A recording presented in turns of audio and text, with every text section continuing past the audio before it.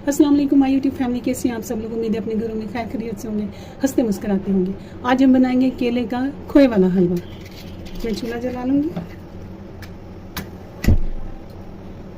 ये मेरे पास 1 दर्जन बनाना है। इन्हें मैं पैन में डाल दूँगी। अब हम इसका पानी ड्राई होने तक इसे अच्छी तरह से पकाएंगे। अब हम इसमें ये मेरे पास ½ kg भुना हुआ खोया है, ये इसमें डाल देंगे। अब हम इसमें ये 1 कप चीनी डालेंगे। तो 3-4 हमारा बहुत ही मज़ेदार हलवा पककर तैयार हो चुका है। अब हम इसमें केवड़ा एसेंस डाल देंगे, तकरीबन ½ टीस्पून के करीब। इसे मिक्स करवाने रही।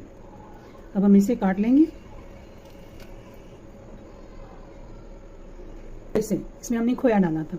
आप लोग अपने घरों में बनाए, अपने प्यारों को बनाकर खिलाए रखिएगा। अपना ढेर सारा ख्याल मुझे और मेरी फैमिली को